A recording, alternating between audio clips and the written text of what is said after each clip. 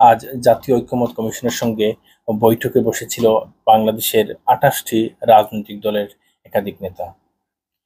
২৮টি রাজনৈতিক দলের শীর্ষ নেতাদের মধ্যে ছিলেন বিএনপির পক্ষ থেকে সালাউদ্দিন সহ দুজন, জামায়াতের ছিলেন ডাক্তার আব্দুল্লাহ মোহাম্মদ তাহের সহ দুজন, তারপর ইসলামী আন্দোলন ছিল, খেলাফত মজলিস ছিল, গণ অধিকার পরিষদ ছিল, এবি পার্টি ছিল, এনসিপি ছিল, আরো বেশ কয়েকটি, সব মিলে ২৮টি রাজনৈতিক দল।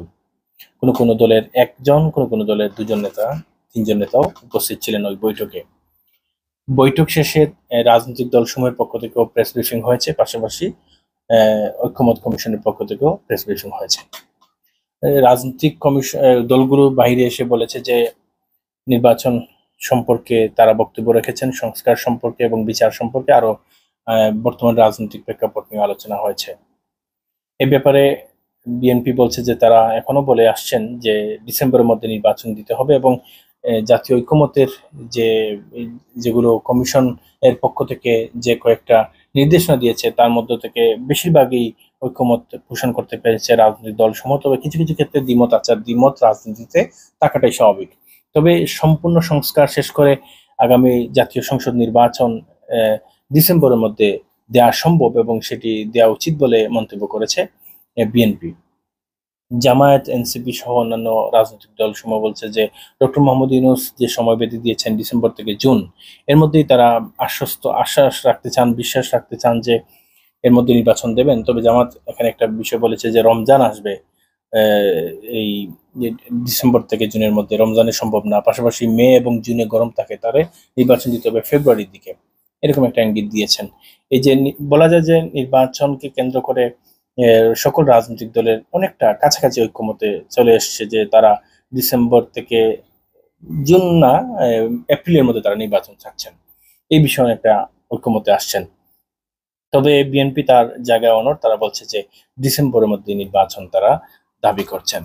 এখন এই যে নির্বাচনের বিষয়ে আলোচনা হলো, এখানে একটা বিষয় বলা হচ্ছে যে জুলাই সনদ আগামী জুলাইয়ের মধ্যেই সমাপ্ত করতে হবে, অর্থাৎ আর 1 মাস সময় আছে বা 2 মাস সময় আছে। এই সময়ের মধ্যে জুলাইয়ে যেটি সনদ হবে সেটিতে সকল রাজনৈতিক দল তারা স্বাক্ষর করতে সম্মতি জানিয়েছেন এবং যে যে ক্ষেত্রে তারা ঐকমত পোষণ করবেন সেসব ক্ষেত্রে তো অলরেডি ইতিমধ্যে সিদ্ধান্ত হয়ে গিয়েছে, যেগুলোতে বিভিন্ন রাজনৈতিক দলের আংশিক মত রয়েছে, কারো কারো আংশিক দ্বিমত রয়েছে, সেটা নিয়ে আলোচনা করা হবে। পাশাপাশি যে সকল বিষয় একদমই কোনো একমত হওয়া যাচ্ছে না সেগুলো নিয়েও কি করা হবে পরবর্তীতে বা এগুলো কিভাবে রাখা হবে সে বিষয়ে তারা এই দ্বিতীয় পর্যায়ের আলোচনা থাকবে, অর্থাৎ রাজনৈতিক দলসমূহের সঙ্গে যে ঐকমত্য কমিশনের বৈঠক চলছে সেখানে তারা নির্ধারণ করবেন যে এইসব বিষয়ে কি হবে।